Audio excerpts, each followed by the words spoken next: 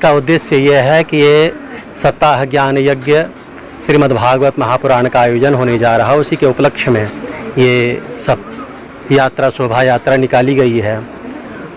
विगत कई वर्षों से ये दिव्याति दिव्य कार्य चलता रहा है, पर कोरोना काल में ये बंद हो गया था और इस साल फिर से ये प्रारंभ होने जा रही है कथा।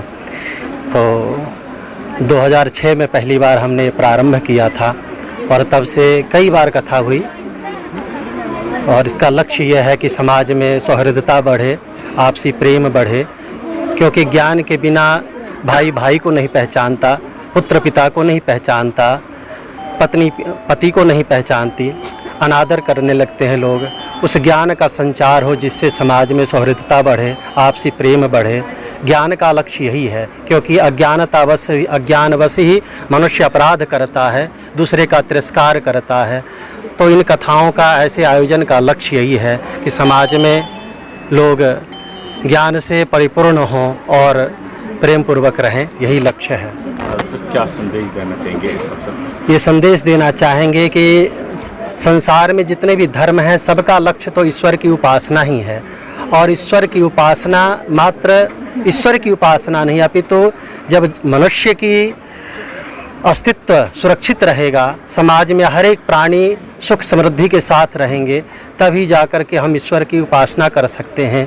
अगर हम व्यथित रहेंगे, दुखी रहेंगे और दूसरे को दुख पहुंचाएंगे, तो हम कभी भी ईश्वर के उपासना के सुपात्र नहीं बन सकते, उस लायक नहीं बन सकते।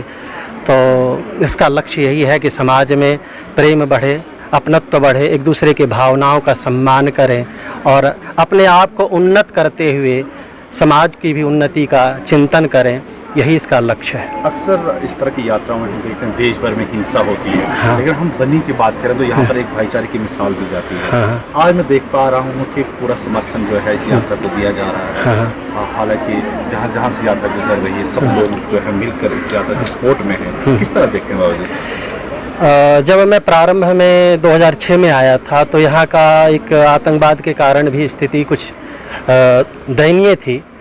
तो हमने शुरू से ही लोगों के हृदय में एक ऐसा संचार किया कि वास्तविक धर्म का उद्देश्य क्या है, इन यात्राओं का उद्देश्य क्या है। हम कोई भी यात्रा करते हैं तो किसी लक्ष्य की प्राप्ति के लिए करते हैं। बिना लक्ष्य की जो यात्रा है वो तो दुखद है, सिर्फ शरीर को पीड़ा देने वाली बात है। तो पहले यात्रा से पहले लक्ष्य निर्धारित हो कि हमारा लक्ष्य क्या है, हमारा उद्देश्य क्या है। अगर उद्देश्य और लक्ष्य दोनों ही सुंदर है, सुगम है, समाज हित में है, देश हित में है, तो यात्रा वो सफल होती है और वही यात्रा सार्थक है। अगर हमारा निजी स्वार्थ है तो वो यात्रा तो सिर्फ शरीर को पीड़ा देने वाली बात है और समाज को भी पीड़ा पहुंचाने वाली बात है। यात्रा के भाव जो हैं, वो लक्ष्य वो सुंदर होने चाहिए। बहुत शुक्रिया बात करने